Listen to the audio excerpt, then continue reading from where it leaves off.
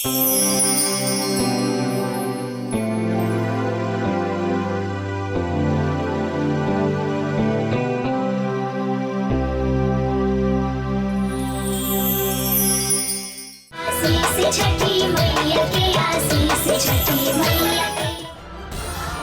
मैया हमार पार्वती के बचा ली, ओकरा जीवन दान दे दी भाई। हमार पार्वती को कुछ हो गई तो तारा पर से विश्वास उठ जाए। तू हमार सर ला के छीन ले लू, हम दिल पर पत्थर रखकर साल सहन कर गई, सारा दुख पी गई नहीं। लेकिन अगर हमार पार्वती को कुछ हो गई तो हम जी ना पाए। तुम आए हो, तू ऐसा ना कर सकेली पार्वती। छठी बहन ये का है, रवा काहे कुछ हो नहीं की करत। राउर भक्त केहू और के जान बचावे खातिर अपन जान के दांव पर लगा देले बाड़ी। भ्राता, रउआ से सृष्टि के कौन विधान छिपल बा। रउआ अच्छी तरह से जानत है कि जौन मनुष्य परमार्थ के खातिर आपन जान दाव पर लगा देला, अंततः उनका के सुफल ही प्राप्त होला। भक्त के सहायता की आवश्यकता तब होला जब भक्त अपन प्रयास में हार जाला। ई लड़की अपन सहेली के जान बचावे में सफल रही। रउआ चिंता मत करी, हमार भक्त के साहस की प्रशंसा करी। बहन जी के दवा दिला देर हो गई, अभी तक पार्वती हमारे होश में न आई। काजने का हो गई निकल के एकाली का कुछ करना। अगर पार्वती के हमरा कुछ हो गई, हे छठी मैया अपनी की गलती की सजा हमरे पोती के काहे देत रह। हमरे पोती के ऊपर दया करी, हमरे पोती के ठीक कर दी माई।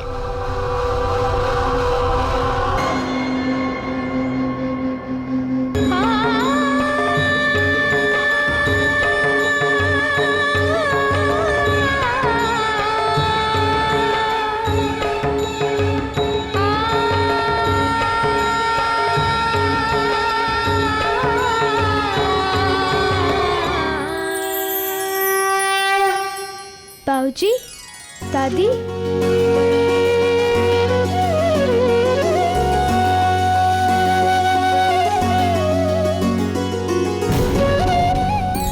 हमारे पोते ठीक हो गए।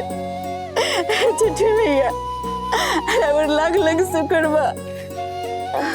दादी तू रो तारू मत रो, हम ठीक बानी। हाँ ठीक बाड़ू, मने हमार बुच्ची बच गई। हे सब मैया के कृपा बा। थंकू मैया थंकू। जब हम सुननी हाँ कि पार्वती आग में फंस गई बाड़ी तो हमरा तो मंडे में फेल हो गया। नर्वस आगे वही जा गिर गई नी, एकदम फीट आ गई। वो तो स्वीटिया साथे रहे कि मुंह पर हमार पानी के फुहारा मरलस और हम होश में आई नहीं तो हमरो राम नाम साथ हो ये गया था रे माई। हम कहले रहे एकरा के कि हमरे साथे चलिए मेला, लेकिन ना अकेले चल गई। वो तो छठी माई रक्षा करस। अगर तू आग में जर के राख हो जाई तू तो हम स्वीटिया के पापा के कैसे मुंह दिखावती। मम्मी तू तो दादी चाची ठीक कर दारी, हमरा से गलती भइल, हम ओका बात ना माननी। छोरा चला ठीक बा, बाकी ये हमके बतावा कि तू ये मेला में जे स्टेज पर गीत गईले रहू कहाँ से सीख लो। और हाँ हम इहो जाने चाहता नहीं तोहार कपड़ा प्रिया और प्रिया का कपड़ा तू काहे पहन ले रहे। आग लगे पार्वती बचाओ।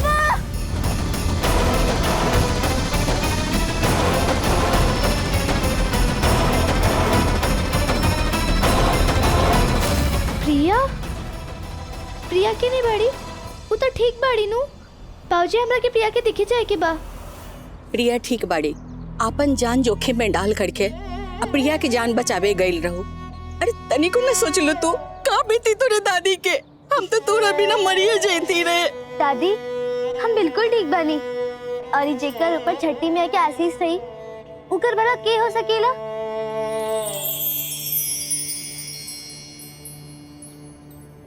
हमके जन्म देवे वाली माई तो हमके छोड़ के चल गईली, लेकिन छठी मैया हमेशा हमारे साथ देली। हम उनका नाम लेके ही आग में खुदले रही। हमके पता रही वो हमके कचू होके ना दिए, हमके बचा ली है। हाँ हमारे बच्चे, हमेशा छठी माई के आशीर्वाद तोरे ऊपर बनल रही। और आज नहीं खे जाए के बाद प्रिया के घर कल जइया। ठीक बा।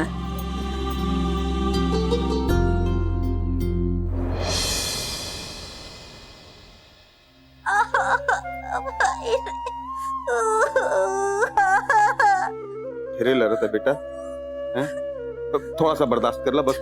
बैठ जी अगले चाहत हुई हैं। पापा के अगर ये बात के बारे में पता चल गई कि हमरा बदमाशी के चलते आग लागन और ये सब भाईल, तब पापा हमरा बहुत मरी है, मार के देह के गर्दन छोड़ा दी है।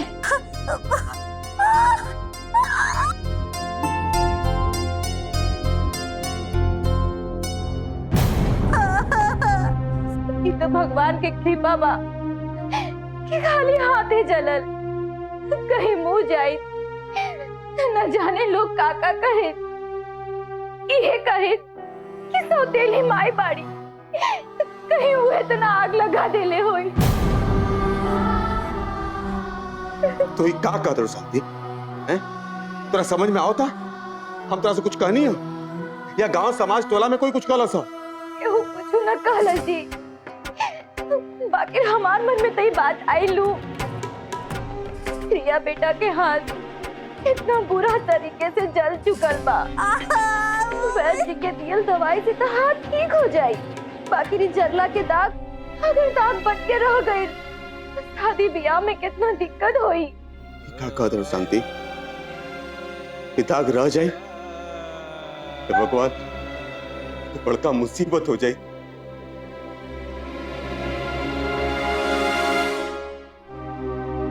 आई आई वैजी प्रणाम। देखी ना कितना हाथ जल गई बा। देखिए बस बेटा, बैठ जी आगे बढ़ना, आगे बढ़ना बैठ जी बेटा।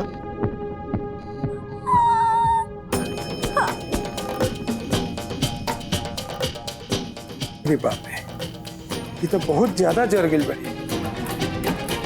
हम मरहम देता नहीं, लेकिन घाव ठीक होके में टाइम लगी।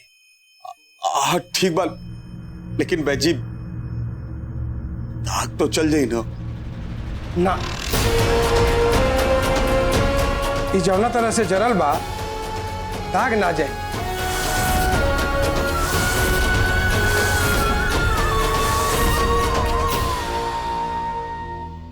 ऐसे मत कही बाजी, बेटी के बात बा, कोई तो उपाय हो की ना।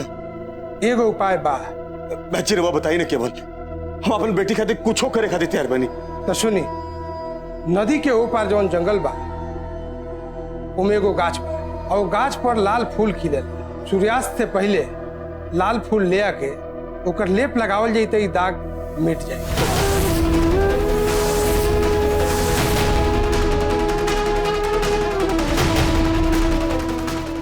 जी सांस तो होले चाहता है, और जंगल भी बहुत दूर भाई, जैसे वो जाना तरी कि जंगल में कितना जंगली जानवर बड़ा सन। प्रिया के हाथ के दाग मिटावे खातिर ये उपाय तो कर ही के।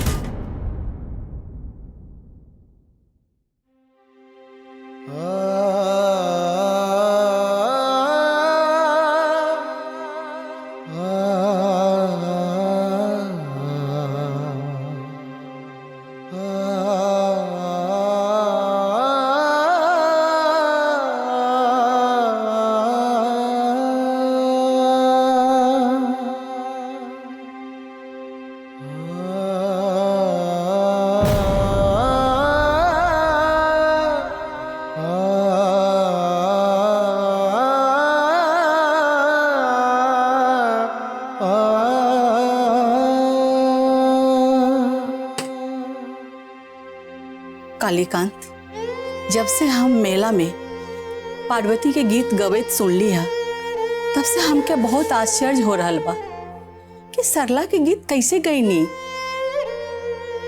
कहीं कि जब सरला मरल रहे तब पार्वती कुछ महीने के ही रहे और इतना छोट बच्ची के कुछ कैसे याद रही। अम्मा हम यही सोच रहल पानी की कि कैसे भाई के सिखवलस इनका एक गीत कितना सुर में गावत रही। इस सुर बिना संगीत साधना के संभव नहीं के और हम यह जानता नहीं कि पार्वती केहू से संगीत की शिक्षा नहीं के ले अम्मा जरूर हमें कोनो चमत्कार है। ना ना चमत्कार न बेटा, हमरा तो लगता कि बहुत बड़ा कोई संकट आ रहा बा। रहुआ लोग दोनों हिट हो गया रलबानी और वही जैसे वो पर्वतिया गायब पड़ी। का? हाँ, और रोशन का भी नहीं गए। हमके तो लागत है वो पर्वतिया हमारे रोशन के कहीं फुसला के ले गई बिया। तू चिंता मत करी, हम दोनों को देखे बता नहीं।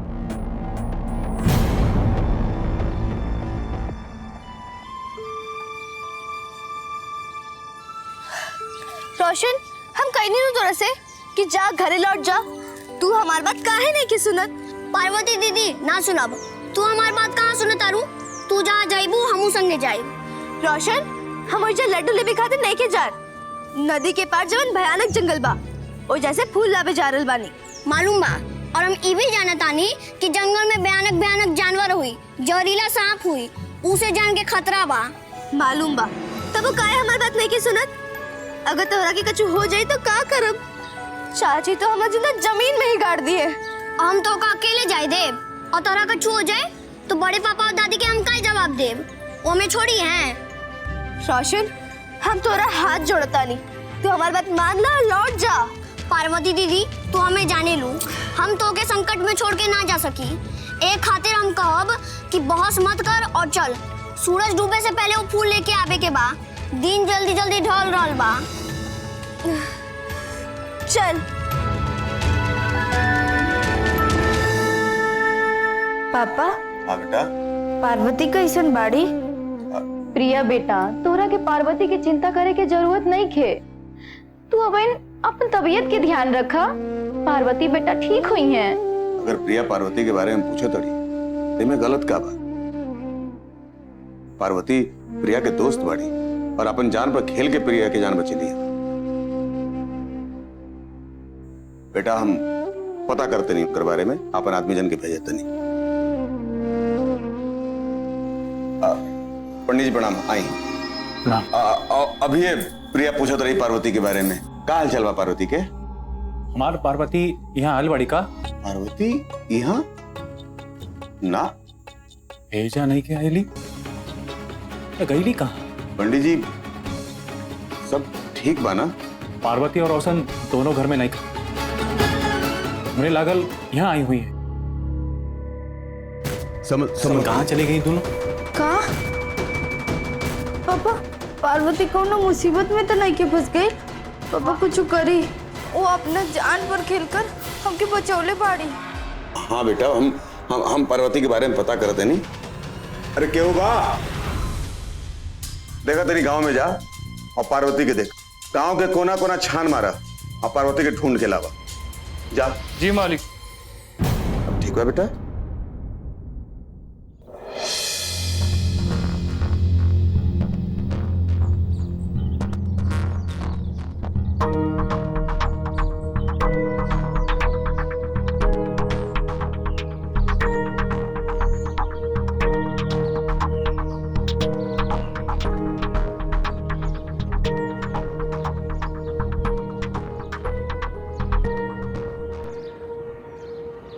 नाव तो बा, बाकी केवट कहीं दिखाई नहीं के देत। अब का करी? नदी पार कैसे कर जाओ? सूरज डूबे में भी ज्यादा देर नहीं खे। हे छठी मैया, सूरज देव से कह दी कि आज जल्दी मत डूबस। हम क्या अपन सहेली खातिर जंगल से लाल फूल लावे के बा। जंगल दूर बा, भयानक बा, वो लाल फूल कहवा मिली हमके मालूम नहीं खे। खोजे में टाइम लगी। सहायता करी माई। हमार सहेली के दुख हमार दुख बा।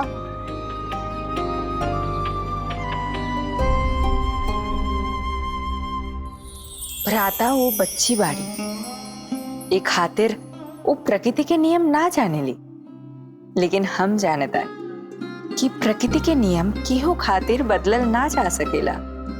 पार्वती के आपन आत्मविश्वास और पराक्रम के वजह से ही सफलता आ असफलता प्राप्त होली।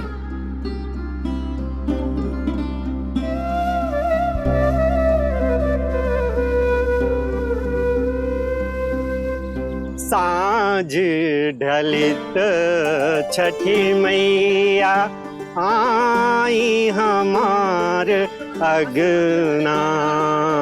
केवट चाचा, हाँ? हमरा जल्दी से नदी पार करा दी। कमन कहाँ जाए के बाद? हमरा जंगल से कछु लावे के बा, जल्दी चली। लड़का भी तोरे संगे बा? हाँ, हमार छोट भाई है। दोनों के 30 रुपया लागी। 30 रुपया? रुपया पैसा तो हमरा लगे नहीं खे, बाद में दे दे। बाकी नदी पार करा दो, हम हाथ जोड़ता नहीं। ठीक बा, आज हम बहुत खुश बानी। मेला में तोरे जैसन एगो कोनो सिंगर आयल है, छठी मैया के ऐसा सुंदर गीत सुनौलस कि हमार आत्मा तृप्त हो गई। ऐसा गीत हम कबहू ना सुन ले रही। चला आवा आवा लोग। पार्वती, रोशन, जी बाबू, हमारे पार्वती को देख लिया। पार्वती, रोशन, हमार पार्वती को देख लिया। हाय पंडित, दोनों जाने कहाँ गईली? सांझ होके वाला बा। पार्वती, सांझ ढलित छठी मैया आई हमार अगना।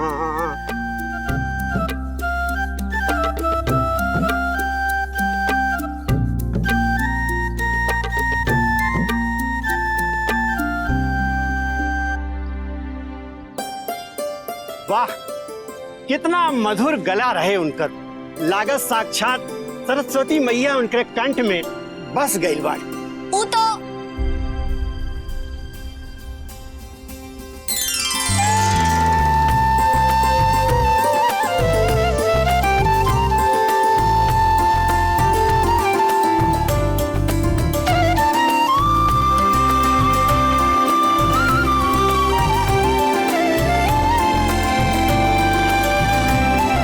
जा बच्चा लोग।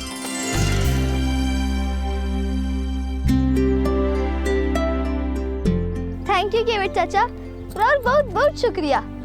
खुश रहा बच्चा लोग, जा। चल। ये तो पंडित जी की बेटी पार्वती है। ये जंगल के ओरी काहे जा रहल बनी?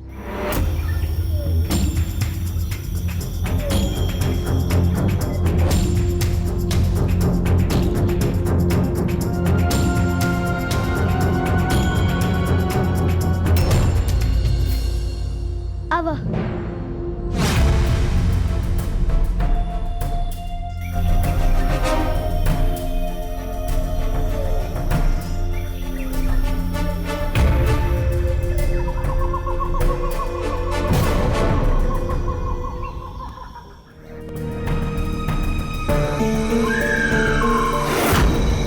रज के दीदी हमके डर लगल है, यही से हम तो के मना करत रहे कि मत आवा हमरा संगे, लेकिन तू मान लो ना।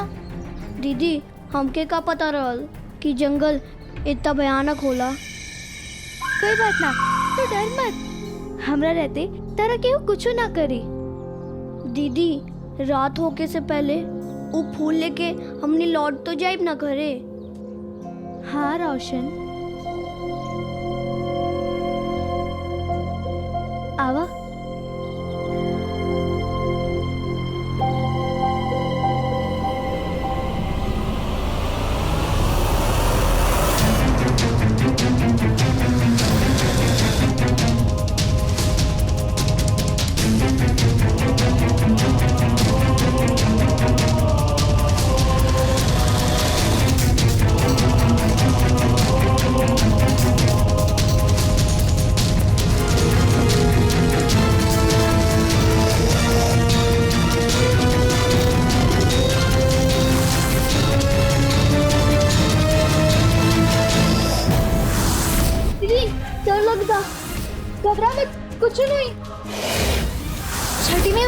संगे